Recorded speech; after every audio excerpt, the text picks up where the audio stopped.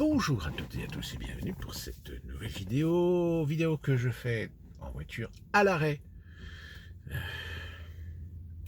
Comme ça, pas de bruit de clim, ni de roulement, etc. Et vous m'entendez peut-être clairement. Enfin, j'espère, parce que là, je n'utilise pas de micro-cravate.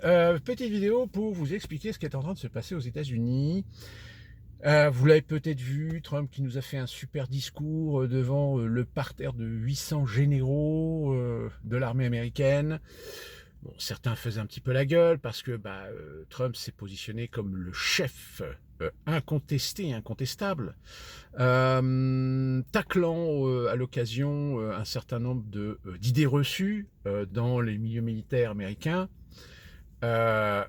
L'armée américaine, si vous voulez, aujourd'hui est un petit peu en crise aussi parce que la guerre Ukraine montre qu'aujourd'hui les technologies ont évolué et du fait qu'elles aient évolué démontre que malheureusement les choses sont complètement différentes et qu'on ne peut plus faire la guerre conventionnelle comme on le faisait depuis un certain nombre de temps, à la fois par des technologies de drones mais en soutien d'opérations terrestres. Aujourd'hui, force est de constater que la guerre en Ukraine nous démontre que les choses ont complètement changé. Ont complètement changé tout simplement parce que aujourd'hui le coût d'un drone est beaucoup moindre que un certain nombre de missiles et que par conséquent c'est aujourd'hui une guerre fratricide auprès des constructeurs d'armement de développer les drones les plus performants, les plus efficaces. Et j'ai envie de dire que finalement la fiction dépasse, la réalité dépasse la fiction parce que faut savoir que les drones, tels qu'on le conçoit sur le plan militaire, il y a quand même un réalisateur qui les avait déjà imaginés en 1984 dans son film Terminator. Et par prolongation aussi dans les autres films Terminator où justement le drone devient une technologie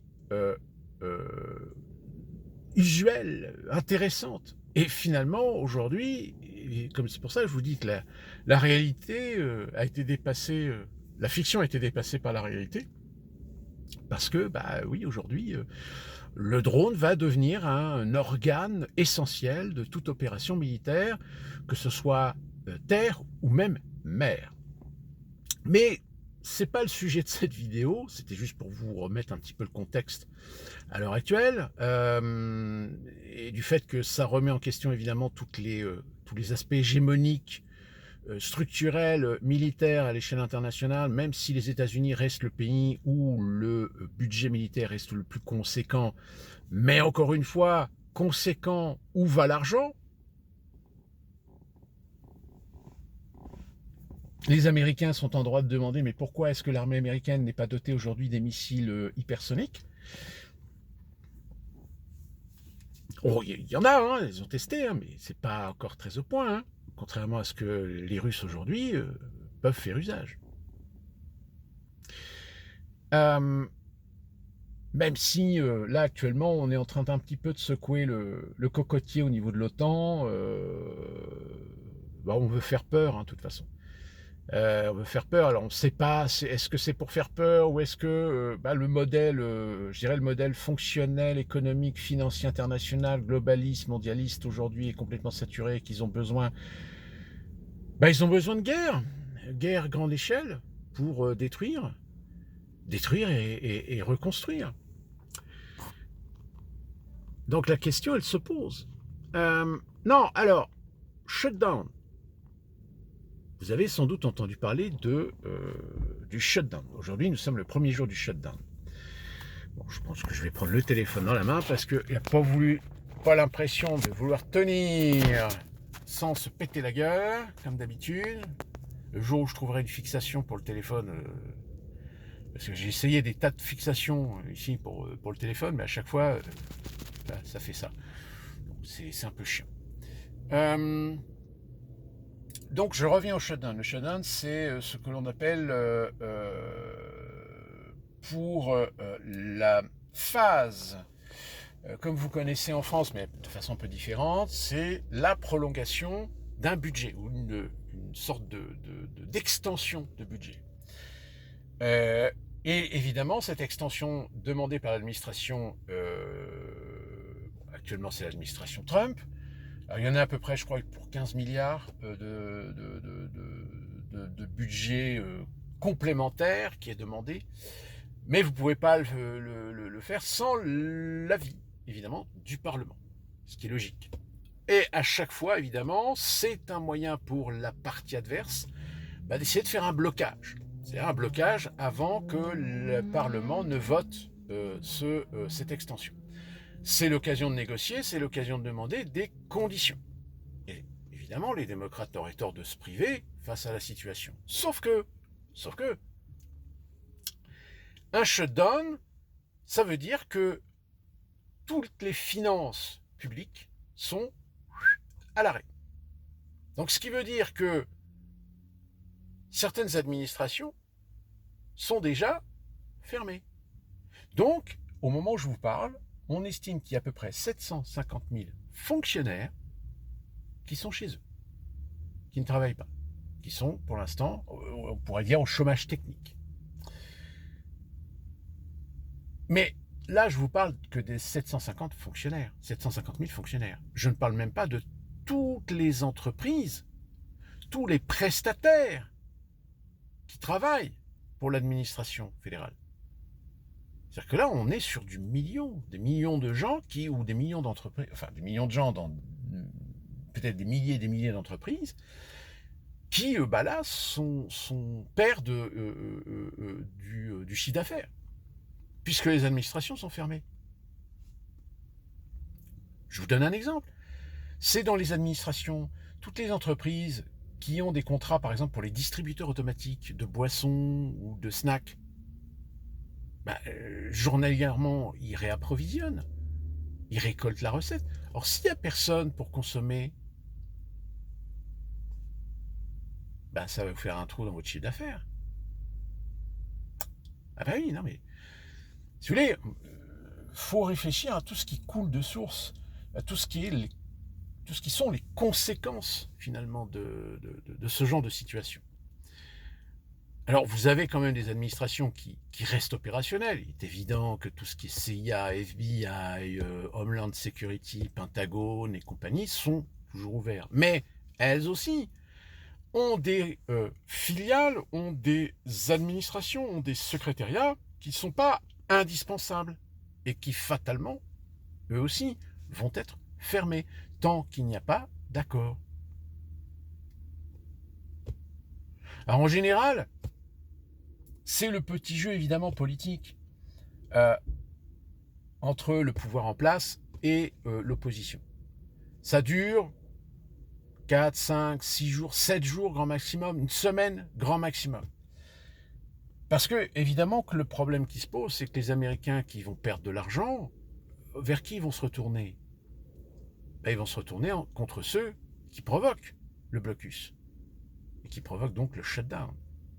Et en l'occurrence ici, ce sont les démocrates. Donc, vous pensez bien que Donald Trump, lui, il a le sourire.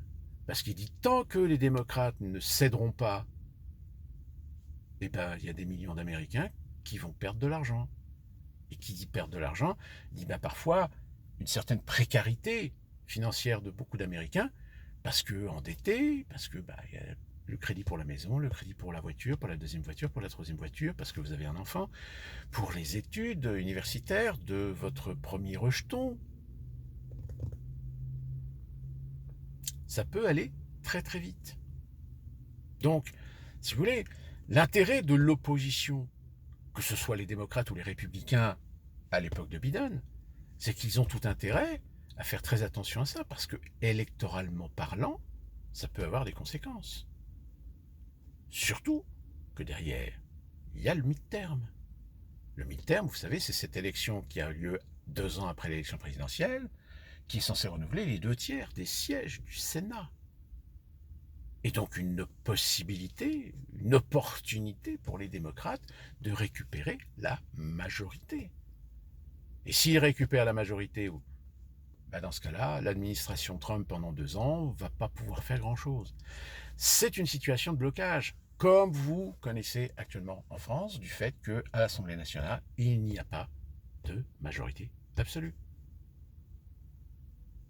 D'ailleurs, ont été renouvelés un certain nombre de bureaux aujourd'hui. Et au crime considéré par certains partis de voir le Rassemblement national avoir 2 postes de vice-présidence de l'Assemblée nationale. Alors en contrepartie, évidemment, 2 autres postes ont été attribués à la LFI, un poste à Horizon et un poste aux démocrates.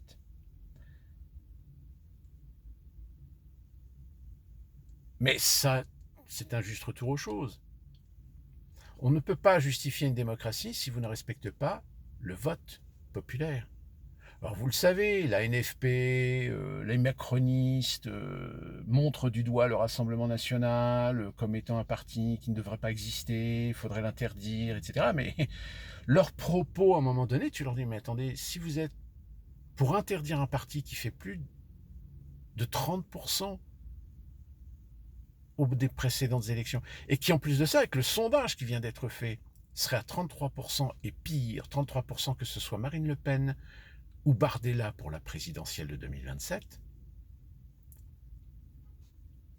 il n'y a pas de démocratie, il n'y a plus de démocratie. Puisque dans ce cas-là, ça veut dire que vous vous octroierez le pouvoir d'interdire un parti sous prétexte parce que pour vous c'est un parti d'extrême droite, quelles que soient les idées, quelles que soient les opinions.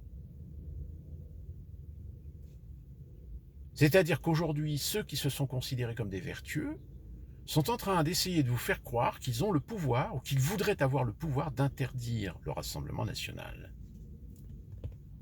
En plus, dans un contexte européen où vous avez, en effet, les droites conservatrices qui sont de plus en plus avec le vent en poupe, l'AfD en Allemagne, là, aux Pays-Bas, l'année prochaine, certainement qu'il risque d'y avoir un retournement de situation. On le voit en Grande-Bretagne. En Grande-Bretagne, un sondage met le parti de Nigel Farage, celui qui avait promulgué et fait la promotion du Brexit à l'époque, est en tête dans les sondages pour le poste de Premier ministre. Donc oui, tous ceux qui pensaient qu'ils avaient l'ascendant sur l'opinion, je dis bien l'ascendant, pas forcément le pouvoir, pas forcément l'accord d'une majorité dans la population, eh bien, sont en train tout simplement de péter les plombs. Alors comme ils pètent les plombs, forcément, parmi eux, comme vous avez des enfants, des gamins, des adolescents qui réagissent, qui surréagissent par hyper-émotivité,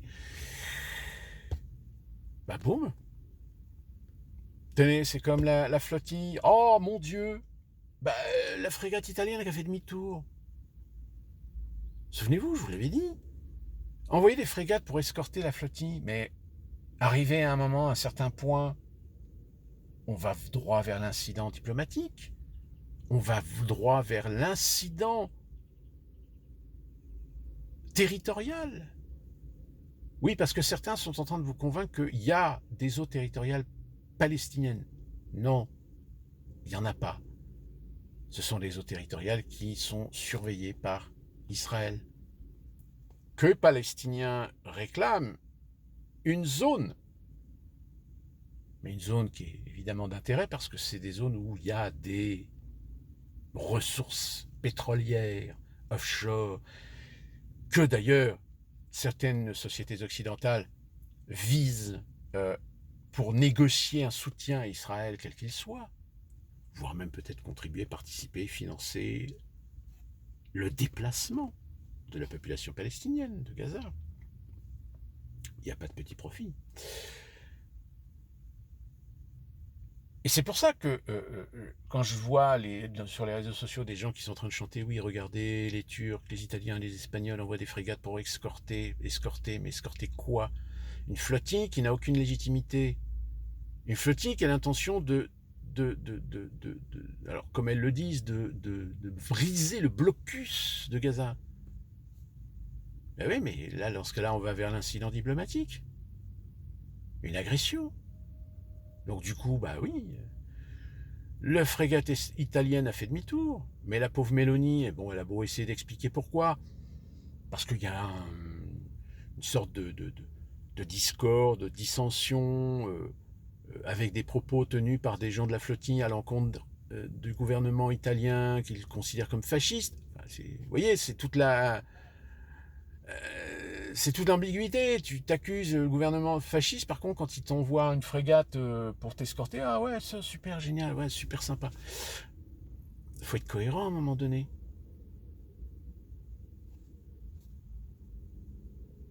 Et puis bah les Italiens, et à un moment donné, ils vont poser la question et dire mais attendez, on a envoyé une frégate, mais qui a payé là les coûts pendant que la frégate escortait la flottille?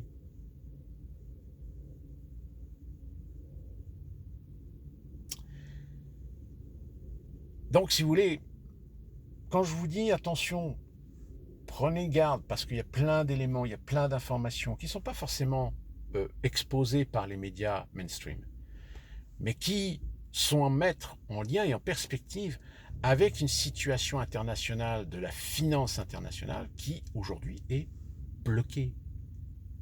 Elle a besoin de casser les règles, elle a besoin de casser les normes. Et parmi ces normes, bah, ce sont vos démocraties. Ils ont besoin de casser vos démocraties. Ils ont besoin de pousser les gouvernements à essayer d'installer des régimes sécuritaires. Alors, toujours en respectant la Constitution, la souveraineté, tralala. Mais, je veux dire, pendant le Covid, on vous a bien astreint à des règles qui allaient à l'encontre de vos droits fondamentaux de liberté de circulation, sous le prétexte d'une pandémie. Donc demain, si vous avez des Français qui commencent à se taper sur la gueule, qui commencent à s'entretuer, telle une petite guerre civile ou un début de guerre civile, même une manifestation qui dérape à Paris, vous croyez que Macron, il va pas se gêner pour proposer une loi sécuritaire ? Et de cette loi sécuritaire découlera des textes qui permettront et autoriseront la surveillance de chacun d'entre vous, la collecte de données de chacun d'entre vous. Et qui plus est, même si c'est un projet, une loi temporaire, ça n'empêchera pas à terme d'institutionnaliser certaines règles. Ce qu'ils ont exactement fait avec les lois antiterroristes suite aux attaques du Bataclan, etc. Ils ont institutionnalisé un certain nombre de principes. Et aux États-Unis, c'est pareil. Le modèle économique américain est en train de s'essouffler. Il est en train d'avoir des hoquets. Et on le voit, je vous l'ai dit, il y a des sociétés qui sont en train de se racheter les unes des autres. Là encore, tiens, je viens d'avoir aujourd'hui un représentant qui nous a annoncé que la société qu'on avait un contrat au niveau de la sécurité pour la maison a été rachetée par une autre société. Donc du coup, les accords, le contrat qu'on avait n'est plus valable. Il faut le renouveler. Mais le prix, le prix, il passe de $50 par mois à $600. Hein? Non mais vous déconnez là. Ben non, parce qu'en fait, le matériel qui a été installé, ce n'est plus le matériel de la société. Donc il faut rechanger tout le matériel. Il y en a pour $600. Et ça, c'est juste un exemple. Et c'est comme ça partout. C'est-à-dire, vous avez plein de gens, plein d'Américains aujourd'hui qui sont les pieds au mur parce qu'ils ont signé des contrats, des accords avec des entreprises, etc. Et du coup, comme ces entreprises aujourd'hui, elles ont besoin, elles aussi, de faire développer leur chiffre d'affaires. Et on rachète le concurrent. Et quand on rachète le concurrent, on fait en sorte de jeter à la poubelle tout ce que ces concurrents ont pu signer comme contrat avec leurs clients. Et ils redémarchent leurs clients. Et vas-y, jackpot. En plus de ça, avec des modèles de financement, là c'est pareil pour le toit de la maison, enfin c'est pas le toit de la maison, mais au niveau des gouttières, etc. Il y en a pour $14 000. On peut avoir une facilité de paiement à plus de $360 par mois avec un taux d'intérêt de 14%. C'est-à-dire que sans les réduire à un point, tu as mieux fait de prendre un crédit à consommation à ta banque avec un taux de 6 à 8 que Enfin, c'est du délire. C'est du délire. D'ici là qu'on se retrouve pour une prochaine vidéo, suivez l'actualité. Bonjour, puis du mieux.